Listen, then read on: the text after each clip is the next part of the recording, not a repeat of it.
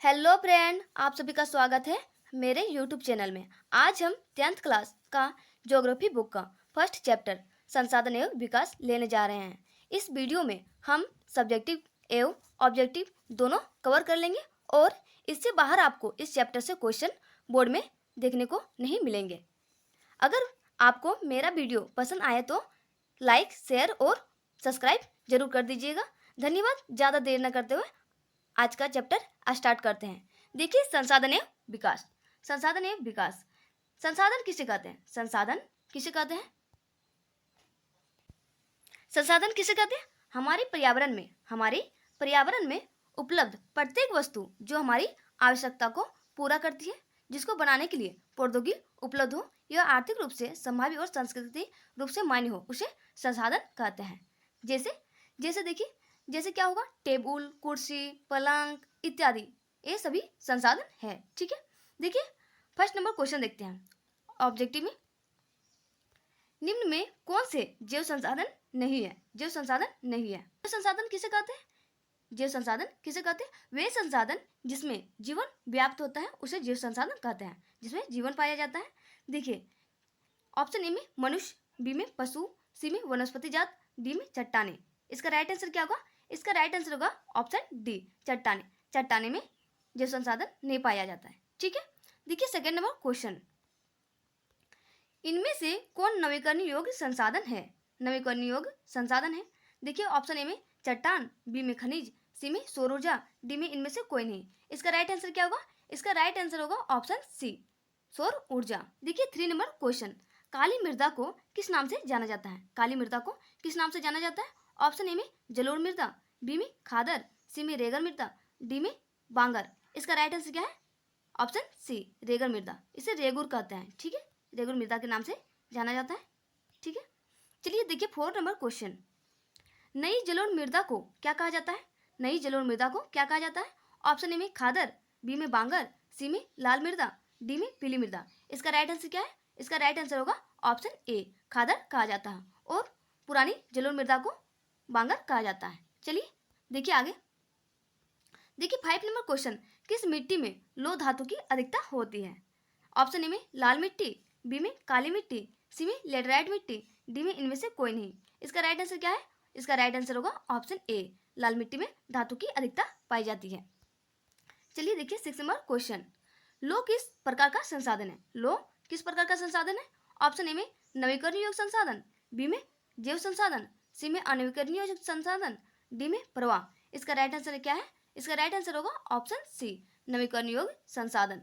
ठीक है, आगे देखिए। देखिए सेवन नंबर क्वेश्चन। बांगर और खादर किस प्रकार की मिट्टी है? बांगर और खादर किस प्रकार की मिट्टी है?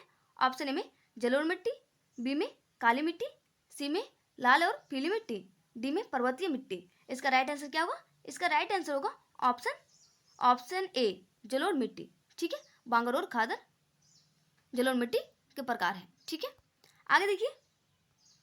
देखिए एट नंबर क्वेश्चन। किस प्रकार की मृदा में कंकड़ की मात्रा अधिक होती है? ऑप्शन ए में खादर, बी में बांगर, सी में लाल, डी में लेटराइट। इसका राइट आंसर क्या होगा? ऑप्शन बी, बांगर में अधिक कंकड़ पाया जाता है। ठीक है, देखिए नाइन नंबर क्वेश्चन। भारत के कुल क्षेत्रफल के कितने प्रतिशत क्षेत्र पर पठारी भाग है? ऑप्शन ए में 43%, बी में 27%, सी में 30%, डी में 40%। इसका राइट आंसर होगा ऑप्शन बी, 27%। ठीक है, देखिए 10 नंबर क्वेश्चन। समयप्यता आधार पर संसाधन कितने प्रकार के हैं? ऑप्शन ए में 3 प्रकार, बी में 4, सी में 2, डी में 6। इसका राइट आंसर क्या होगा? ऑप्शन सी, 2 प्रकार के होते हैं। समयप्यता के आधार पर 2 प्रकार के संसाधन होते हैं। क्या क्या होते हैं? फर्स्ट में नवीकरणीय योग्य संसाधन और सेकेंड में अनवीकरणीय संसाधन। ठीक है, आगे देखते हैं। देखिए 11 नंबर क्वेश्चन। प्रथम अंतर्राष्ट्रीय पृथ्वी सम्मेलन का आयोजन किस वर्ष किया गया था? ऑप्शन ए में 1992, बी में 1997, सी में 2005, डी में 2012। इसका राइट आंसर क्या होगा? इसका राइट आंसर होगा ऑप्शन ए, 1992 को पृथ्वी सम्मेलन किया गया था। ठीक है, आगे देखते हैं। देखिए 12 नंबर क्वेश्चन। जिस भूमि पर खेती की जाती है उसे क्या कहते हैं? ऑप्शन ए में कृषि योग्य भूमि, बी में बंजर भूमि, सी में चारागाह, डी में वन भूमि। इसका राइट आंसर क्या होगा?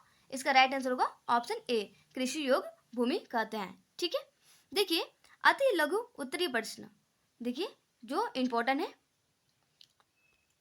30 नंबर में। देखिए मानव निर्मित संसाधन के 5 उदाहरण दे। क्या क्या है? उद्योग, मशीन, मकान, बांध, परिवहन के संसाधन है। ठीक है, देखिए जलोढ़ मृदा किसे कहा जाता है? जलोढ़ मृदा किसे कहा जाता है? ये वन लाइनर क्वेश्चन है, ज्यादा हार्ड नहीं है। देखिए नदियों द्वारा लाई गई मृदा को जलोढ़ मृदा कहा जाता है। ठीक है, देखिए 50 नंबर क्वेश्चन, लेटराइट मृदा किस फसल के लिए अत्यधिक उपयुक्त है? लेटराइट मृदा काजू की फसल के लिए अत्यधिक उपलब्ध है। आगे देखिए 60 नंबर क्वेश्चन, वायु के आधार पर जलोढ़ मृदा कितने प्रकार की है? 2 प्रकार की है, खादर और बांगर। ठीक है, नया जलोढ़ मृदा को क्या कहते हैं? खादर कहते हैं, और पुराना जलोढ़ मृदा को बांगर कहते हैं। चलिए आगे देखिए 70 नंबर क्वेश्चन, काली मृदा किस फसल की खेती के लिए उपयुक्त मानी जाती है? काली मृदा कपास की खेती के लिए उपयुक्त मानी जाती है। ठीक है, झारखंड में सबसे अधिक कपास पाया जाता है, याद रखिएगा। देखिए 80 नंबर क्वेश्चन, राष्ट्रीय वन नीति 1952 के द्वारा निर्धारित कितने प्रतिशत भौगोलिक क्षेत्र पर वन होना आवश्यक है? इसका देखिए आंसर, राष्ट्रीय वन नीति 1952 के अनुसार 33%, कितना? 33% भौगोलिक क्षेत्र पर वन होना आवश्यक है। चलिए आगे देखिए लघु उत्तरीय प्रश्न। देखिए सबसे इंपॉर्टेंट क्वेश्चन है, सतत पोषण विकास से आप क्या समझते हैं? BBI है, जो हर साल से पूछा आ रहा है, और इस बार भी पूछेगा, इस बार भी पूछने की संभावना है। देखिए सतत पोषण विकास का अर्थ है कि विकास पर्यावरण को बिना नुकसान पहुंचाए और वर्तमान में विकास की प्रक्रिया चलती रहे और भविष्य की पीढ़ी के लिए भी संसाधन बचा रहे। देखिए क्या बोल रहा है, सतत पोषण आर्थिक विकास का अर्थ क्या है? सतत पोषण आर्थिक विकास का अर्थ है कि हम पर्यावरण को बिना नुकसान पहुंचाए विकास करें और भविष्य का ध्यान रखें, जो आने वाले पीढ़ी के लिए उपयोग हो। ठीक है, देखिए आगे देखिए 20 नंबर क्वेश्चन, नवीकरणीय संसाधन और अनवीकरणीय संसाधनों में अंतर स्पष्ट करिए। ये 3 नंबर में पूछा जाता है, याद रखिएगा। देखिए नवीकरणीय संसाधन, इस संसाधन का प्रयोग बार बार किया जा सकता है।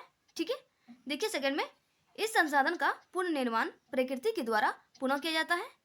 3 में देखिए नवीकरणीय संसाधनों के उदाहरण देखिए, जल, पेड़ पौधे, जीव जंतु, पवन ऊर्जा और सौर ऊर्जा, ये नवीकरणीय संसाधन है। ठीक है, देखिए आगे अनवीकरणीय संसाधन, इन संसाधनों का उपयोग करने के बाद समाप्त हो जाते हैं, इसे दोबारा हम बना नहीं सकते हैं। ठीक है, देखिए इस संसाधनों का पुनर्निर्माण नहीं हो पाता है। ठीक है, देखिए अनवीकरणीय संसाधन के उदाहरण खनिज संसाधन, कोयला, लोहा अयस्क इत्यादि, ये सभी होते हैं। आगे देखते हैं, देखिए जैव संसाधन किसे कहते हैं? ऐसे संसाधन जिसमें जीवन व्याप्त हो उसे जैव संसाधन कहते हैं, जैसे मनुष्य, पशु, मत्स्य, वनस्पति आदि। ठीक है, नवीकरणीय संसाधन किसे कहते हैं? देखिए नवीकरणीय संसाधन किसे कहते हैं? ऐसे संसाधन जिन्हें भौतिक, रासायनिक, यांत्रिक प्रक्रियाओं द्वारा पुनः प्राप्त किया जा सकता है, उसे नवीकरणीय संसाधन कहते हैं। ठीक है, देखिए आगे, संसाधनों के अंधाधुंध शोषण से कौन सी समस्या उत्पन्न हो गई है? देखिए इसका आंसर, संसाधनों के अंधाधुंध शोषण से वैश्विक पारिस्थितिकी संकट पैदा हो गया है, जैसे भूमंडलीय तापन, ओजोन परत का अवक्षय, पर्यावरण प्रदूषण तथा भूमि निम्नीकरण आदि की समस्या उत्पन्न हो गई है। ठीक है, आगे देखते हैं, देखिए 24 नंबर क्वेश्चन, काली मृदा में कौन कौन से पोषक तत्व पाए जाते हैं? आंसर में देखिए, काली मृदा में कैल्शियम, कार्बोनेट, मैग्नीशियम, पोटास और चूना जैसे पोषक तत्व पाए जाते हैं। ठीक है, देखिए 25 नंबर क्वेश्चन देखिए, मृदा अपरदन किसे कहते हैं? मृदा अपरदन किसे कहते हैं? मृदा के कटाव और उसके बहाव की प्रक्रिया को मृदा अपरदन कहा जाता है। ठीक है, देखिए प्राकृतिक कारणों एवं मानव निर्मित कारणों के द्वारा मिट्टी के ऊपरी सतह का बहाव हो जाता है, उसे मृदा अपरदन कहते हैं। देखिए दीर्घ उत्तरीय प्रश्न देखिए स्वामित्व के आधार पर संसाधनों को कितने भागों में बांटा गया है? इसे 4 भागों में बांटा गया है। क्या क्या बांटा है? देखिए फर्स्ट में व्यक्तिगत संसाधन, सेकंड में सामूहिक संसाधन, 3 में राष्ट्रीय संसाधन, 4 में अंतर्राष्ट्रीय संसाधन। ठीक है, आगे देखिए स्वामित्व के आधार पर संसाधनों को 4 भागों में बांटा गया है। फर्स्ट में देखिए व्यक्तिगत संसाधन ऐसे संसाधन जो व्यक्तिगत या निजी संपत्ति होते हैं, जैसे मकान, बाग, कुआं, भूमि आदि, ये व्यक्तिगत संसाधन है। ठीक है, देखिए सामुदायिक संसाधन ऐसे संसाधन जिसका उपयोग समुदाय या सभी लोगों कर सकते हैं, जैसे शमशान, भूमि, तालाब, कुआं, पिकनिक, खेल का मैदान आदि, ये सामुदायिक संसाधन है। ठीक है, देखिए 3 नंबर में राष्ट्रीय संसाधन किसे कहते हैं?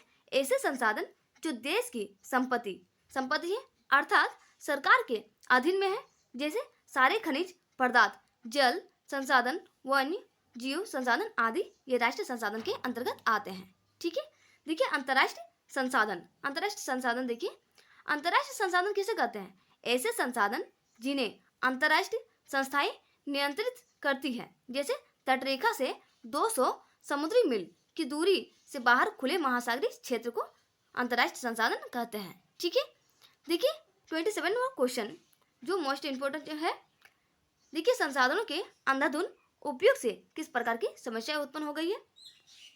देखिए आज भी उसमें इस भागदौड़ की जिंदगी में सभी व्यक्ति अधिक से अधिक संसाधनों का उपयोग करना चाहते हैं। बात सही है, अधिक से अधिक सामुदायिक वस्तुओं को पाना चाहते हैं, जिससे संसाधन का अत्यधिक उपयोग हो रहा है।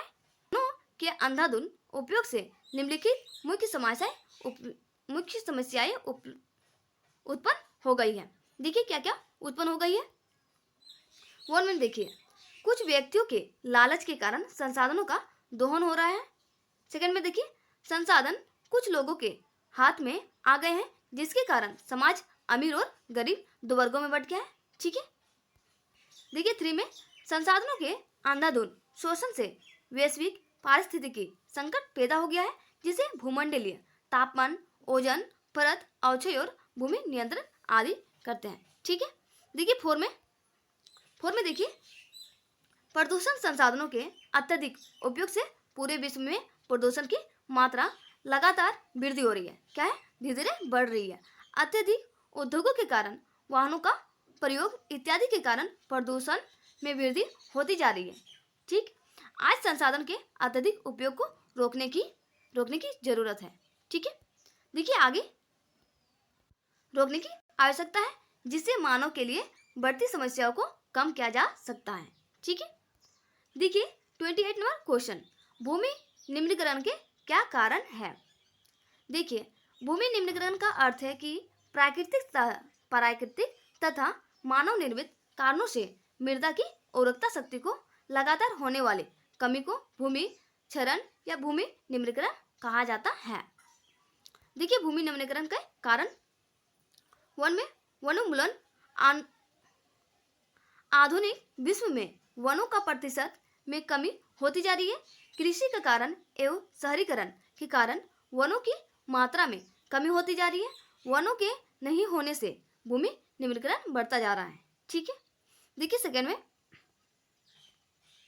देखिए अति पशुचारण, भूमि पर अत्यधिक पशुचारण के कारण भूमि का निम्नीकरण हो रहा है। थर्ड में देखिए खनन, अत्यधिक खनन के कारण, जैसे कोयला खनन, बॉक्साइट इत्यादि खनिजों के खनन के कारण भूमि का निम्नीकरण हो रहा है। खनिजों के खनन से मिट्टी की मात्रा में कमी होती जा रही है। ठीक है, देखिए 4 नंबर अत्यधिक सिंचाई के कारण मिट्टी का ऊपरी सतह जल के साथ बह जाते हैं औद्योगिक जल निकास से बाहर आने वाला अवशिष्ट पदार्थ, उद्योगों से जो जल बाहर निकलता है उसका बहाव मिट्टी पर ही होता है और मिट्टी उसके साथ बह जाती है या मिट्टी में प्रदूषण कारक सम्मिलित हो जाते हैं, जिससे भूमि का निम्नीकरण हो जाता है। ठीक है, देखिए क्या बोल रहा है, जब उद्योगों से जल बाहर निकलता है और उस बहाव के कारण मिट्टी पर गंदगी फैल जाता है, जिसके साथ मिट्टी उसके साथ बह जाती है या मिट्टी में प्रदूषण के कारण सम्मिलित हो जाती है। उपयुक्त कारणों के द्वारा मिट्टी का निम्नीकरण लगातार बढ़ता ही जा रहा है। इन कारणों को कम करके हम इन्हीं कारणों को कम करके भूमि को निम्नीकरण को रोक सकते हैं। ठीक है, देखिए 28 नंबर क्वेश्चन, देखिए 29 नंबर का क्वेश्चन, मृदा के संरक्षण के क्या क्या उपाय किए जा सकते हैं।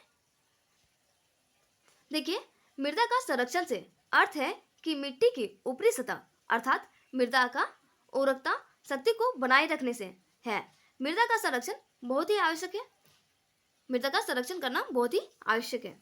देखिए, मृदा के संरक्षण के लिए निम्नलिखित उपाय किए जा सकते हैं। फर्स्ट में देखिए वृक्षारोपण बहुत सारे वृक्ष लगाएंगे। सेकंड में देखिए पेड़ों की रक्षक मेखला बनाकर पेड़ों का एक लाइन से लगातार रक्षक मेखला पेड़ों को बनाकर इसे हम सुरक्षित रख सकते हैं। देखिए 3 में चारागाह का उचित प्रबंधन, चारागाह का उचित प्रबंधन से भी हम इसे सुरक्षित रख सकते हैं। 4 में देखिए पशु चारण नियंत्रण। 5 में रेतीले टीलों में कांटेदार झाड़ियों लगाना, ये भी सही है। 6 में देखिए ढाल वाली भूमि पर सीढ़ीनुमा खेती करना। 7 में देखिए खनन को नियंत्रण करके भी सुरक्षित रखा जा सकता है। 8 में देखिए बंजर भूमि का उचित प्रबंधन। 9 में औद्योगिक जल को परिष्करण के पश्चात ही विसर्जन करना। ठीक है, इसी द्वारा हम मृदा को संरक्षण में रख सकते हैं। देखिए उपयुक्त उपाय के द्वारा हम मृदा का संरक्षण कर सकते हैं और मृदा की उर्वरकता शक्ति को बनाए रखा जा सकता है। आज मृदा का संरक्षण बहुत ही आवश्यक है। आज के समय में मृदा को सुरक्षित रखना बहुत ही जरूरी है। धन्यवाद फ्रेंड, फिर मिलते हैं नेक्स्ट वीडियो में। ठीक है।